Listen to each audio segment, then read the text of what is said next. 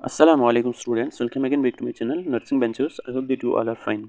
अगर कोई नया होगा चैनल पे, चैनल को सब्सक्राइब कर लेना and press the bell icon so that you can get the notification on time. और हमारा टेलीग्राम ग्रुप ज़रूर ज्वाइन कर लेना, उसकी लिंक आपको डिस्क्रिप्शन में मिल जाएगी। वहाँ पे आप अपने सारे डाउट्स बता सकते हैं। इस पेपर का PDF चाहिए होगा, वहाँ पे आपको मिल जाएगा, वो ज़रूर ज्वाइन करके रखना, ठीक। तो आज के इस वीडियो में हम डिस्कस करेंगे applied anatomy and applied physiology का जो पेपर है, ठीक है, BSc नर्सिंग फर्स्ट सेमेस्टर का, इसको हम थोड़ा सा डिस्कस करेंगे, ठीक है। और देखेंगे क्या पेपर जो इजी था as compare to previous year या टफ था, ठीक है। हम सारा कुछ डिटेल में देखेंगे, ठीक। पहले हम देखेंगे इसमें आपको 75 मार्क्स मिलेंगे, ठीक है। आउट ऑफ 75 आपको मिनिमम होनी चाहिए 38। देखो ऐसे भी स्टूडेंट्स है, वो बोलेंगे हम खाली जो 38 मार्क्स लाएंगे, ये लाएंगे हम किसको, अगर हम फॉर एग्जाम्पल 20 लाएंगे किसको, नहीं 30 लाएंगे किसको, अप्लाइड एनाटॉमी को या अप्लाइड फिजियोलॉजी को, बाकी जो 8 मार्क्स है वो लाएंगे किसी में, मतलब किसी में भी एक में, ठीक है। मतलब हम लाएंगे अप्लाइड एनाटॉमी में 30, उसमें लाएंगे 8 मार्क्स, हो गए 38। नहीं, ये नहीं चलेगा, दोनों में पास मार्क्स आपको आने चाहिए। फॉर एग्जांपल 38 का हाफ जो है वो उसमें भी आना चाहिए, इसमें भी आना चाहिए, ठीक है। ऐसा नहीं कि उसमें आप 30 लाओगे, इसमें 8 ही, तो आप पास हो जाओगे, ठीक। तो मिनिमम आपको लाने 38 मार्क्स। तो यहाँ पे हम देखेंगे सेक्शन ए पहले, ठीक है, अप्लाइड एनाटॉमी। इसमें आपको कितने मार्क्स मिलेंगे, 7 मार्क्स। पहले हम देखेंगे ऑब्जेक्टिव, इसमें कितने आते हैं, 6 ऑब्जेक्टिव, और हर एक ऑब्जेक्टिव के कितने कितने मार्क्स है, 1 मार्क्स, ठीक। पहला जो ऑब्जेक्टिव है, that's which are the following is not a type of tissue. इनमें से कौन सा टिश्यू, मतलब टिश्यू का टाइप नहीं है, ठीक है। इसमें ऑप्शन है मसल, नर्वस, एपिथेलियल, ठीक है। इसमें आपको आएगा ऑप्शन कोलेजन, ठीक। It's not the type of tissue. उसके बाद next, which are the following is muscle in muscle of inspiration. देखो इनएस्पिरेशन में 2 मसल्स होती है इन्वॉल्व, एक तो होता है डायफ्राम और एक्सटर्नल इंटरकोस्टल मसल, बट यहाँ पे दिया है इसने इंटरनल। ये होती है जब हम क्या करेंगे, फोर्सफुल इनएस्पिरेशन, एक्सपायरेशन, तब ये यूज होती है। और एब्डोमिनल मसल्स भी तब यूज होती है जब हम फोर्सफुल करेंगे। जब हम नॉर्मल इनएस्पिरेशन करेंगे, नॉर्मल ब्रीथिंग करेंगे, तब एक तो डायफ्राम लगती है और कौन सी मसल, एक्सटर्नल इंटरकोस्टल मसल, ठीक है। उसके बाद next, which are the following is accessory organ of digestion. एक तो है पैनक्रियाज और जीबी, ठीक है। These are the accessory organ of digestion. एक तो है पैनक्रियाज प्लस इसको लिख लेना जीबी। गॉल ब्लेडर यहाँ पे नहीं दिया है, तो इसका आंसर आएगा पैनक्रियाज। उसके बाद next question, which are the following is not among the layers of heart. इसका आएगा पेरिकार्डियम। जो epicardium, endocardium, myocardium, these are the layers of heart, but pericardium is not the layer of heart, ठीक है। उसके बाद next, CSF is drained in. देखो इसमें यहाँ पे थोड़ा कंफ्यूज था मुझे, इसका आंसर यही आएगा सिग्माइड साइनस मेरे हिसाब से, बट आप फिर भी चेक कर लेना इसको, ठीक है। Which the following joint says maximum mobility. आपको पता होगा जो बॉल एंड सॉकेट जॉइंट्स होते हैं, उनको मतलब मोबिलिटी, मोशन होती है, सबसे ज़्यादा होती है, they have wide range of motion. तो इसका आंसर आएगा शोल्डर जॉइंट, जो कि एक बॉल एंड सॉकेट जॉइंट है, ठीक है। उसके बाद ऐसे टाइप क्वेश्चन इसमें आपको 10 मार्क्स मिलेंगे, ठीक है, 10 मार्क्स आपको मिलेंगे। और एक ही क्वेश्चन होता है, देखेंगे, right A detail note on anatomy of small intestine. Small intestine पे आपको नोट लिखना था, ठीक है, मतलब स्ट्रक्चर ऑफ एनाटॉमी। एक तो स्ट्रक्चर बनाना था, इसका डायग्राम बनानी थी, और उसके बाद एनाटॉमी लिखनी थी, ठीक है। इसमें आपको लिखने थे, मतलब पहले स्ट्रक्चर बना था, उसके बाद पार्ट्स ऑफ वर्डिनम, जुजिनम, एलियम, मतलब वो क्या होते हैं, लॉन्ग काइलड होता है, वो होता है जे शेप्ड होता है, हाईली काइल्ड, ऐसे ही लिखना था आपको थोड़ा सा डिटेल में, तो आपको 10 मार्क्स मिलते।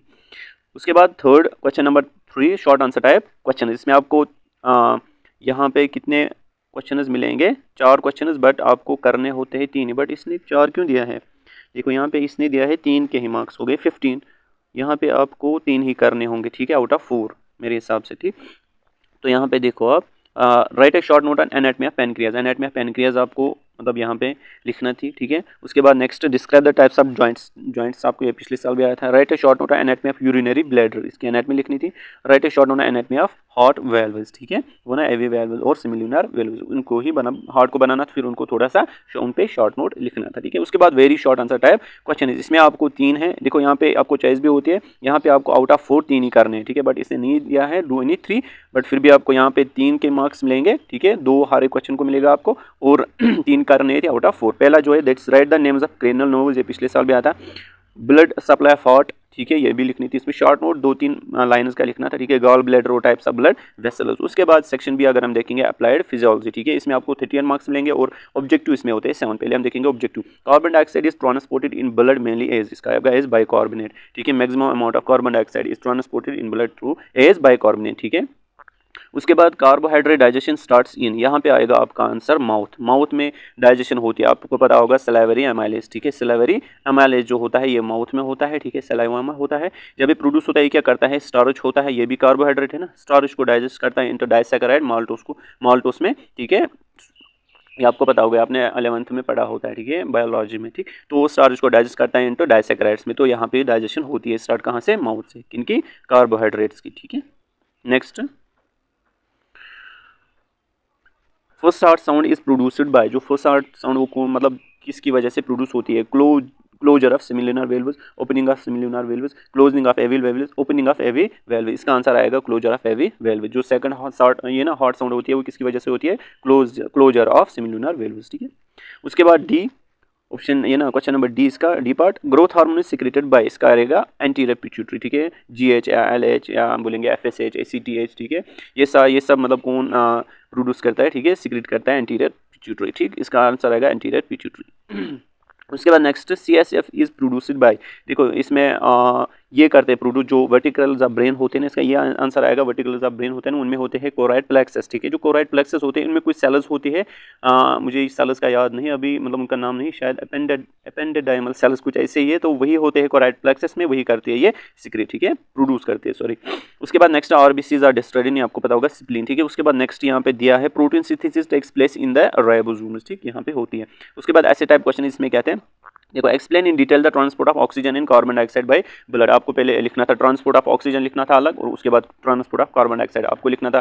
ट्रांसपोर्ट ऑफ ऑक्सीजन किसके थ्रू? प्लाज्मा के थ्रू। कितना होता है? जब हीमोग्लोबिन के साथ होता है, maximum amount of oxygen is transported as oxy haemoglobin, मैंने आपको बताया था जब ऑक्सीजन किसके साथ मिलेगा? हीमोग्लोबिन के साथ, तो वहाँ पे होता है वो ट्रांसपोर्ट, ठीक है। और प्लाज्मा के थ्रू भी होता है, ठीक है। और जो कार्बन डाइऑक्साइड होता है मैक्सिमम होता है इज बाइकार्बोनेट्स, ठीक है, और प्लाज्मा के थ्रू भी होता है कुछ, और ये ना कार्बोक्सी हीमोग्लोबिन भी होता है, ठीक है, carb amino haemoglobin, sorry carb amino haemoglobin as carb amino haemoglobin, ये लेस अमाउंट में होता है ये ना ट्रांसपोर्ट, ठीक है। यही सारा इसमें लिखना था। उसके बाद next short answer type question, glomerular filtration rate, GFR क्या होता है, क्लास 5 ब्लड सेल्स क्या होते हैं, कौन कौन सी ब्लड सेल्स होती है, WBC RBC, ठीक है, प्लेटलेट्स, फिर WBC में लिखना था वो न्यूट्रोफिल्स, मोनोसाइट्स, ठीक है, एसिडोफिल्स, वही सारा इसमें लिखना था। हार्मोन्स ऑफ पोस्टीरियर पिट्यूटरी, आपको पता होगा, देखो एंटीरियर पिट्यूटरी आपको याद होता है, मतलब जो पोस्टीरियर होता है वो क्या करता है, सिक्रेट आपको पता होगा। Defects of vision, gastric juice क्या होता है, ठीक है। उसके बाद short answer type, very short answer type question, इसमें आपको 3 करने थे आउट ऑफ 4। कार्डियक आउटपुट क्या होता है, बाइल क्या होता है, temperature regulation by skin ovulation, ये आपको पता होगा, ठीक है। आपने सारा लिखा होगा। पेपर मतलब मॉडरेट था, ठीक है, मैं नहीं बोलूँगा इजी था, अच्छा था पेपर, बट जो स्टूडेंट्स ने एक्सपेक्ट किया था मुझे पता है कि वैसा पेपर नहीं आया था, और मैंने भी गेस दी थी, उसमें भी क्वेश्चंस आए थे बट रिलेटेड थे, उतना नहीं आया था, बट जैसे पेपर आता था मैंने उसी के अकॉर्डिंग गेस दी थी, बट मतलब एक्सपेक्ट नहीं किया था ऐसा पेपर आएगा, तो ईजी था फिर भी, ठीक है। माशाल्लाह आप सब मतलब पास होंगे, इंशाल्लाह आप सब पास होंगे, ठीक है, टेंशन लेने की जरूरत नहीं है। अगर किसी को कुछ और पूछना होगा तो वो बता सकते हैं कमेंट सेक्शन में। मिलते हैं नेक्स्ट वीडियो में, तब तक के लिए अल्लाह हाफ़िज़।